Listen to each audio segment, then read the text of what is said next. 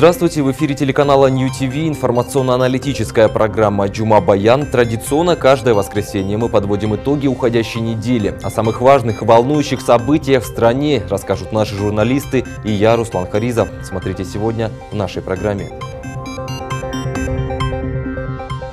5-10 тысяч сомов. Такова зарплата отечественных ученых. Плюс ко всему государство выделяет копейки на развитие науки, а требует от эрудитов слишком многого. Наука терпит крах. Битва торжеств, у кого то и круче. Кыргызстанцы привыкли и любят отмечать различные праздники на широкую ногу. Эксперты предлагают снизить расточительство на торжествах. Менять названия улиц надо, но не всех. В стране множество улиц носят названия никому неизвестных личностей. Чистое общество – залог презентабельности и процветания страны. Однако на сегодняшний день эта фраза не совсем уместна для Кыргызстана.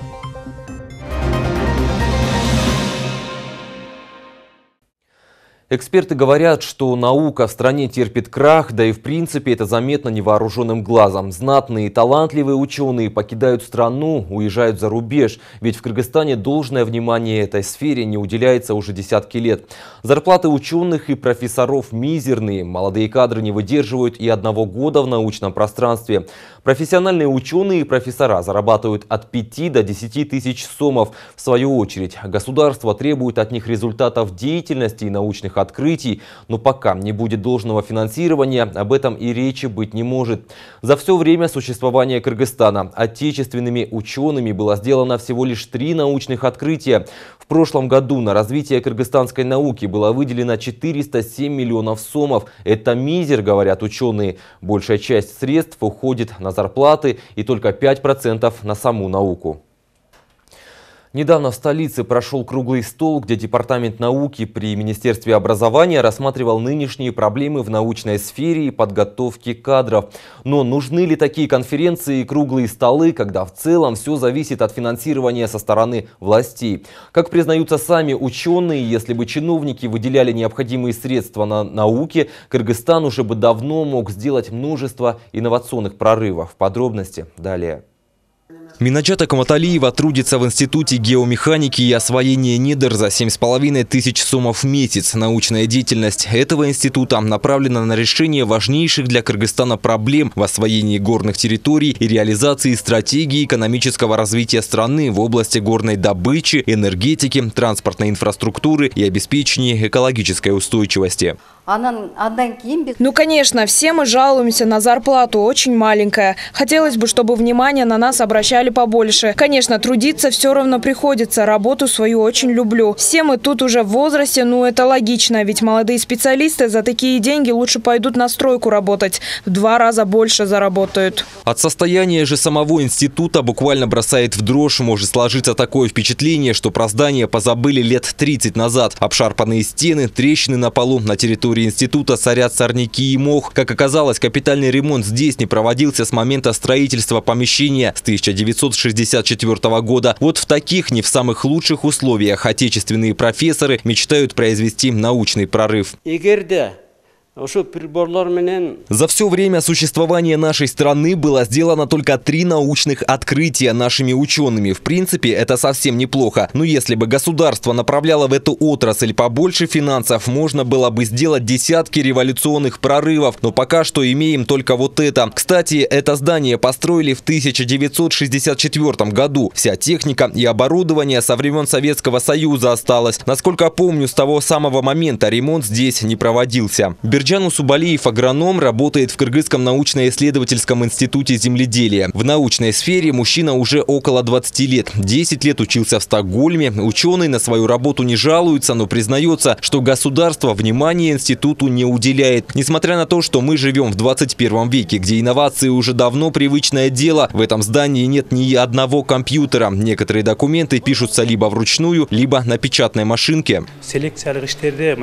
Этот год – год развития региона. регионов. В правительстве говорят, что нужно уделять внимание фермерам и крестьянам, всячески помогать. Но как? Наш институт напрямую связан с аграрной промышленностью, но у нас нет никаких условий, чтобы оказывать поддержку фермерам. Здание уже скоро разрушится. Насчет своей заработной платы я вообще молчу. Стыдно говорить, 6 тысяч получаю. Но бросать эту деятельность не собираюсь. Я ведь не зря 10 лет учился в Швеции. А вот это помещение, как бы ни было странно, лаборатория, где, собственно, и изучают растительные культуры и почву. Больше всего здание похоже на декорации, где проходят съемки фильмов ужасов, разбросанные документы и лабораторные исследования, сломанное оборудование и остатки давнишних проб почвы. Все это гниет вместе со стенами.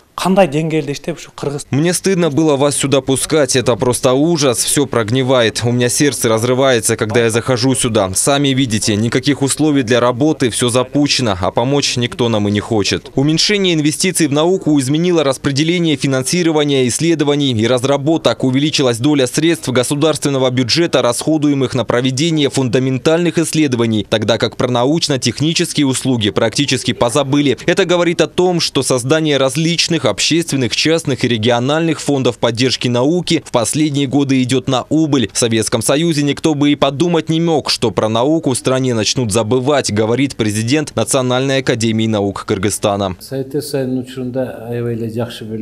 Нынешняя зарплата у наших сотрудников очень маленькая. В советское время с этим проблем не было. В этой сфере трудились порядка 4000 людей. Сейчас же их количество равняется 1903 работникам. Когда страна стала независимой, можно сказать, что про нас позабыли вовсе. Например, директор одного из научных институтов получает за свой труд 9300 сомов, а рядовой сотрудник 5,5–6 тысяч. На ремонт зданий и самой академии средства практически не выделяются. Вот в 2015 году были выдвинуты реформы, чтобы расформировать все наши институты. Большинство из них закрыть, чтобы осталось только несколько, но качественных. Кроме вышеперечисленных, существуют и другие проблемы и угрозы, и большинство из них связаны с дефицитом финансовых ресурсов науки. Научно-технологический комплекс традиционно представляет собой один из объектов государственного регулирования и в принципе не может полноценно существовать и развиваться без государственной поддержки. К сожалению, у нас наука и практика, они как бы немножко не взаимодополняют друг друга, они не идут рука в руку, поэтому я думаю, что все научные открытия, они должны быть востребованы нашим народом. Вот если говорить о практике, международной практике, я изучал опыт Кореи, Японии, ведущих таких развитых стран, все стратегические документы пишутся именно научно-исследовательскими институтами, а именно чиновники, аппарат, они претворяют ее в жизнь, они пишут, стратегические документы на 5 лет, на 10 лет. Вот. А в нашей практике, кыргызской практике, получается, что правительство сам пишет, а потом сам притворяет. Тем временем в Департаменте науки Министерства образования и науки страны пытаются хоть немного оказать поддержку в этом вопросе. В столице на днях прошел круглый стол на тему реформы системы организации науки в Кыргызстане, цель которого достичь конкурентоспособности и поднять научную деятельность страны на новый уровень. В этом году запланирован ряд мероприятий в этих вопросах. Будут реализованы 10 крупных проектов на основе конкурсного финансирования, а также в планах открытия 2 научных технопарков. Как отметили отдельные спикеры, на сегодня наука Кыргызстана в целом переживает не самые лучшие дни. Сегодня есть некоторые трудности в плане того, что средства, которые выделяются государством на сферу науки, сегодня выделяется 407 миллионов сомов всего на всю науку. Это очень мало, это мизерный, можно сказать, потому что пересчеты на ВВП, внутренний валовый продукт страны, это всего лишь 0,09%, даже не 0,1%. В соседнем Казахстане это 0,14%, в Узбекистане 0,41%. Вот так все это. А в Израиле это вообще 4,8%. Вот, как они уделяют на науку такое большое внимание. Тем не менее, у нас тоже есть задел.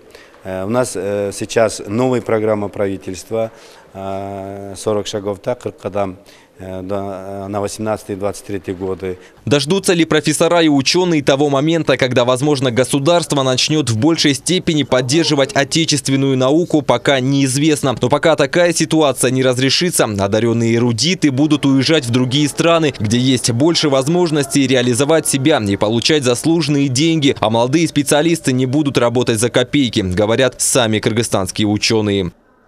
Руслан Харизов, Бекназар Шермамбетов, Джума Баян. Группа экспертов предлагает ввести новый формат проведения тоев и празднований. Как будет выглядеть свод правил, пока неизвестно. Эксперты призывают общественность вносить свои предложения. Однако понятно, что формат будет предполагать снижение расточительства на праздниках. По статистике, ежегодно кыргызстанцы тратят около 2 миллиардов долларов на тои, поминки и другие крупные мероприятия. По данным экспертов, из почти 1000 крупных ресторанов в стране, предназначенных для тоев, все заняты на месяцы вперед. По мнению представителей общественных организаций, это расточительство и ненужная трата денег. Поэтому они намерены расписать свод правил, согласно которым граждане смогут провести мероприятия без лишних трат, но соблюдая традиции народа. С авторами инициативы не согласны другие. Как можно запрещать человеку проводить мероприятия на свое усмотрение, возмущаются противники инициатив. Как распоряжаться своими деньгами и временем, каждый знает сам. Однако инициаторы подчеркивают, запрета ни для кого не будет. Свод правил лишь предложение, а не закон. Следовать ему или нет, каждый будет решать сам. Кроме того, среди предложений также прописаны такие пункты, как поддержка отечественных производителей. То есть, покупая подарки, необходимо останавливать выбор только на кыргызстанских товарах. Это поможет внести свой вклад в развитие экономики, считают авторы. На сегодняшний день существует перечень мероприятий, которые планируют провести на государственном уровне. В утвержденном списке числится 105 мероприятий по Кыргызстану на 2018 год. Следуя данному распоряжению, в течение этого года планируют отметить, начиная от 120-летия основания города Балыкчы и Сокульской области, заканчивая юбилеями общественных деятелей, а также деятелей культуры СССР.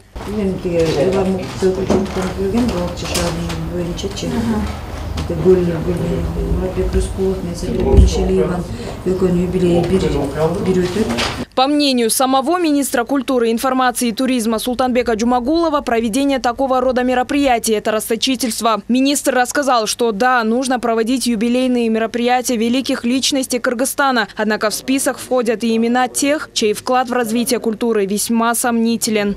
Я не сторонник того, чтобы полностью запретить. Это невозможно. Каждый человек имеет право, как проводить свой. Хоть он миллиарды пусть тратит, но мы все равно, когда говорят, что мы бедные, я вообще не согласен. Мы богатые, просто мы тратим, у нас расточительство, да, везде.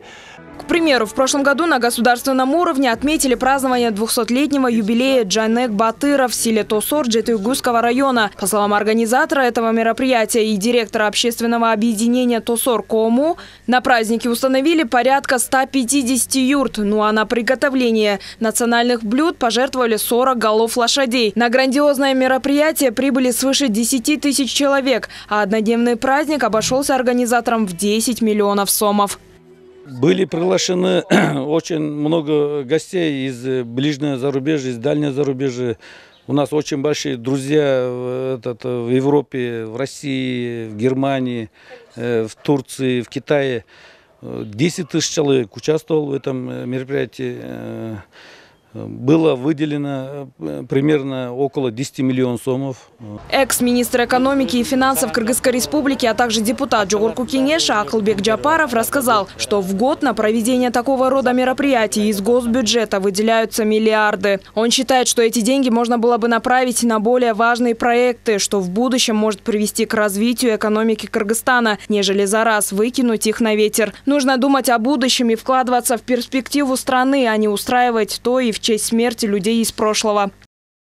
Как министр финансов, 4 года проработавший, я всегда выступаю за эффективное использование этих средств. Сегодня правительство тратит 163 миллиарда сомов, его расходная часть. Очень хотелось бы, чтобы они тратили это эффективно, мы могли бы хотя бы 10, 20, 30% направить на создание новых рабочих мест. Надо думать о доходах, а не о расходах.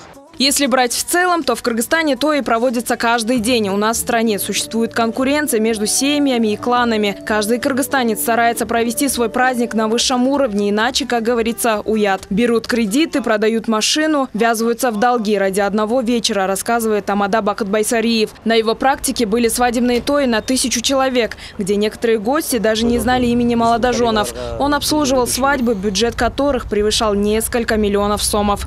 Я думаю, это конкуренция. Конкуренция между семьями, между кланами, между областями. У кого какая свадьба круче пройдет или там какой-то той пройдет.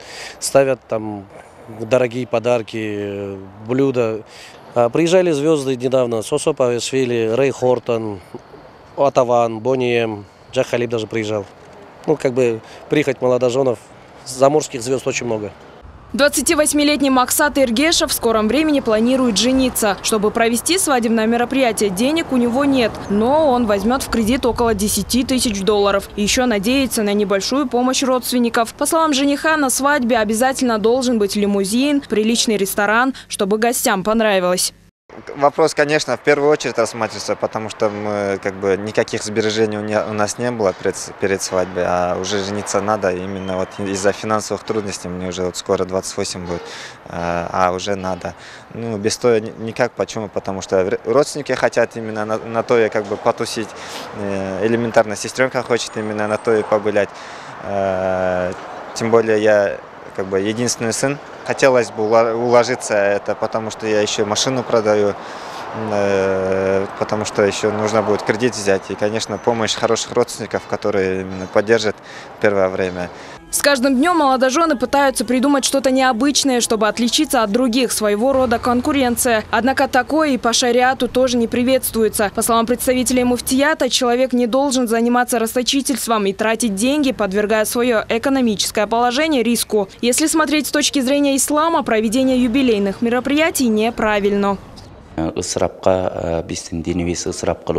По шариату тратиться и заниматься расточительством не приветствуется. Даже на юбилейных мероприятиях, когда мы вспоминаем давно умерших людей. Читается Коран, но чтобы люди кушали, веселились и танцевали, это неправильно с человеческой стороны. Даже когда у Чубака Аджи умер отец, у него дома никто не кушал, так как неправильно кушать там, где плачут.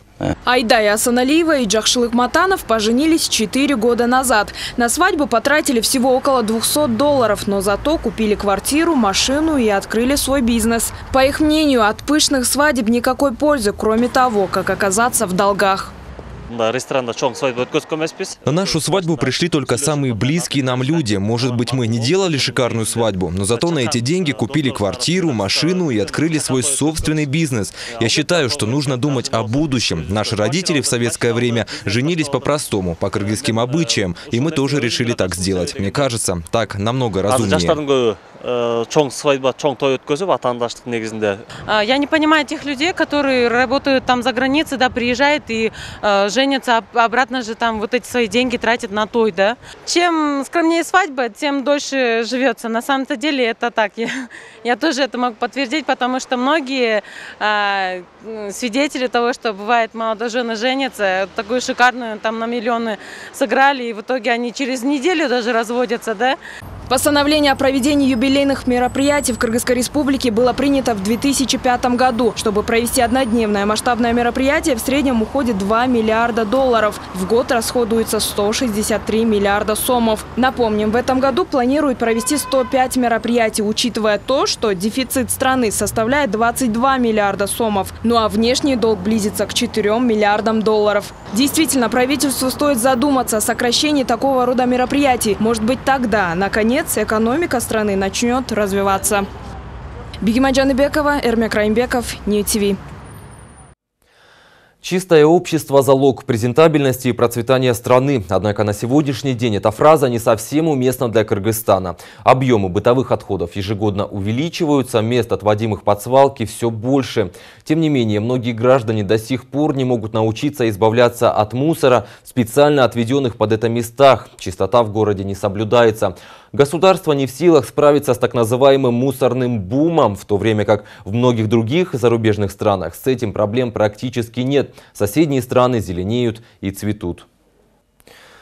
Кстати, ежегодно на озеленение Бишкека выделяются немалые средства. Однако с каждым годом число деревьев в столице только уменьшается. Сначала их вырубают, ссылаясь на ремонт дорог, другие желтеют и засыхают, потому что за ними не ухаживают, как полагается. Некогда зеленый город превращается в пустыню. Когда дело касается мусора, многие представляют заброшенные места или здания, куда большинство жителей бросают свои отходы. Однако на сегодня выброшенные бутылки, бумаги, обертки можно увидеть даже возле мэрии города Бишкек. Если возле муниципалитета собралось столько мусора, то что говорить о других местах? По словам председателя Фонда развития религиозной культуры Иман Нурджигита Кадырбекова, Кыргызстану уже давно пора брать пример зарубежных стран, то есть штрафовать тех, кто плюется и мусорит в общественных местах. Чем мы хуже японцев тех же, чем мы хуже тех же корейцев, чем мы хуже тех же немцев либо чехов. Они же не плюются, правильно, они выбрасывают мусор в своих городах. Это есть патриотизм.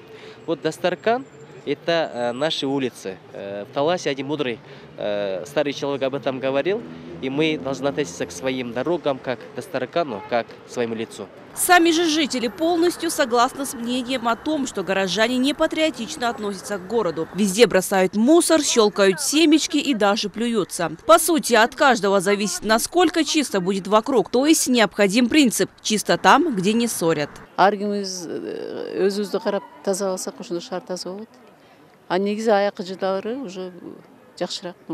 Можно было бы чище. Особенно на аллее молодежи. Мы здесь живем, молодежь могла бы сама, вот университет почище, потому что вечером очень грязно. А так вот мэрия, конечно, убирает, но люди ссорят много.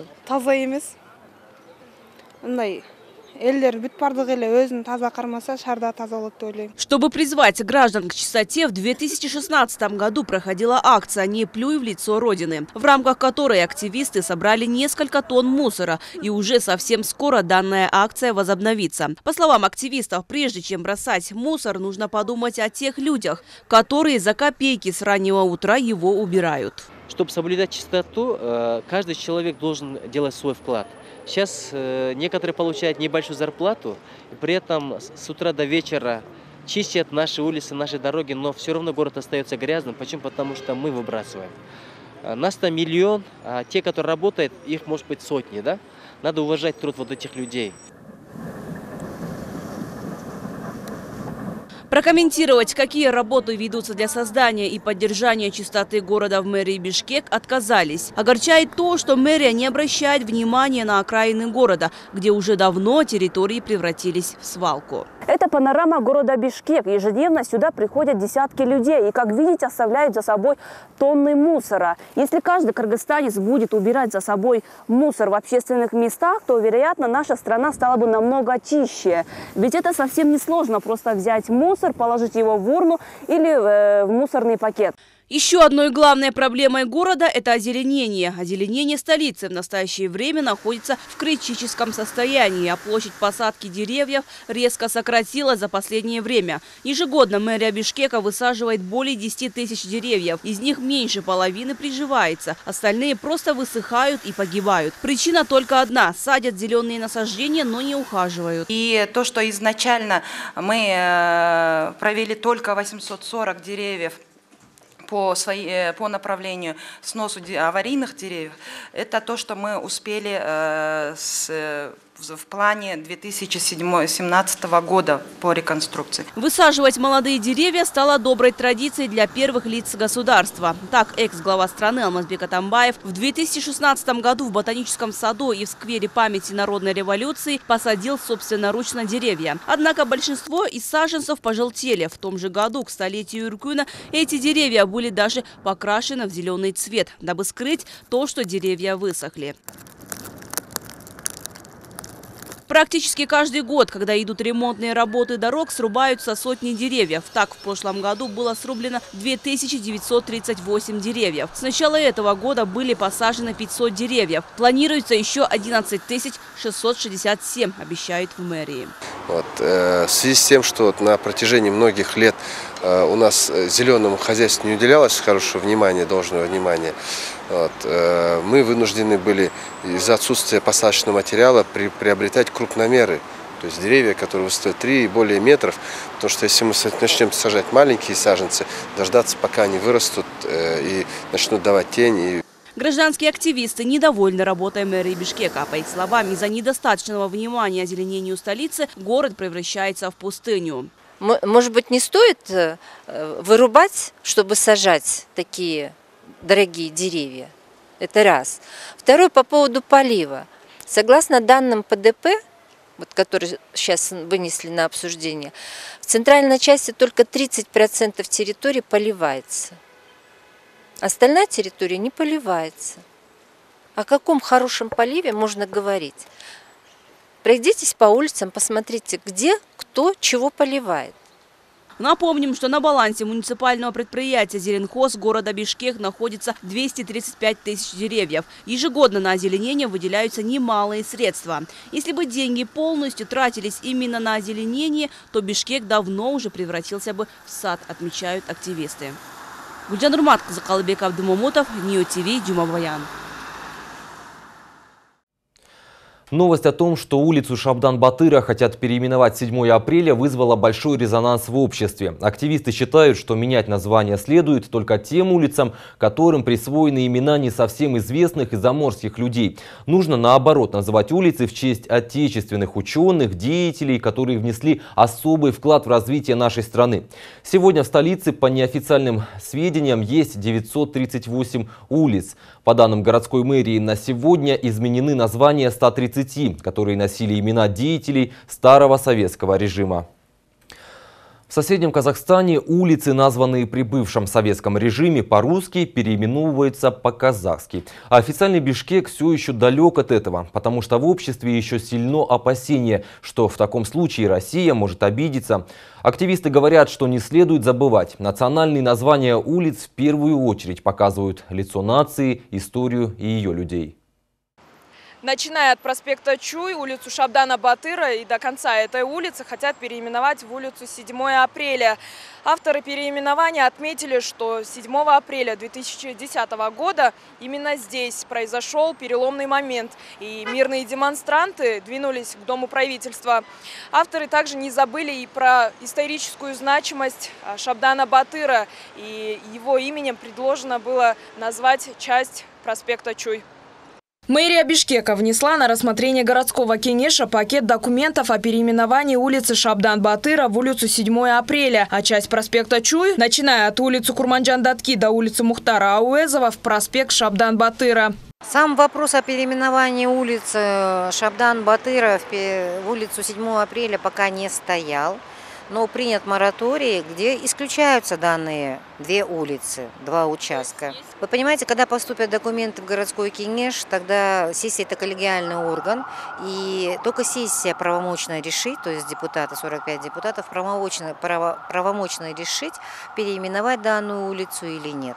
В скором времени депутаты горкенеша рассмотрят предложение и примут решение. Однако на сегодняшний день уже среди горожан разразился большой резонанс по этому поводу. Большая часть жителей столицы выступают против того, чтобы переименовывали проспекты и улицы по несколько раз. Одни говорят, что это пустая трата денег, другие жалуются, что названия улиц все время меняют, что доставляет неудобства. Мне, конечно, все равно, но я считаю, что это лишняя трата денег.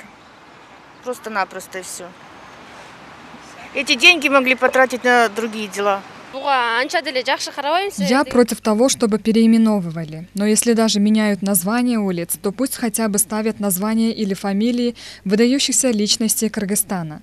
Это могут быть исторически значимые деятели, которые совершили какой-нибудь подвиг. Мне кажется, это неправильно просто так кто как захотел, так и назвал.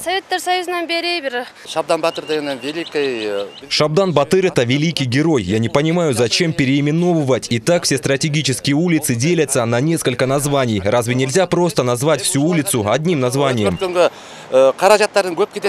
Многие горожане жалуются на частое переименование улиц. К примеру, сейчас бывшая Алматинская до проспекта Чу именуется как Шабдан Батыра, а после идет как улица Курманджан Датки. Та же самая ситуация и с проспектом Чингиза Айтматова, который продолжается как проспект Манаса. Однако до сих пор по данной улице висят таблички, указывая проспект Мира, а люди привыкли назвать его именем Белинского. Улицы пока менять, да, уже улицы все поменяли, но тем не менее надо люди знать. Наши жители города Бишкека и подрастающее поколение должны знать эти имена, какие они сделали вклад для кыргызского народа. Да? Например, те улицы, например, Болот Юнус Алиев, да, Карла Маркса, Советская, да, Абдрахманова. Те же подрастающее поколение, когда к остановкам подъезжают, они же говорят остановить по Советской, ездить по Советской, остановить по Карла Маркса. Они не называют те имена, которые мы уже переименовали.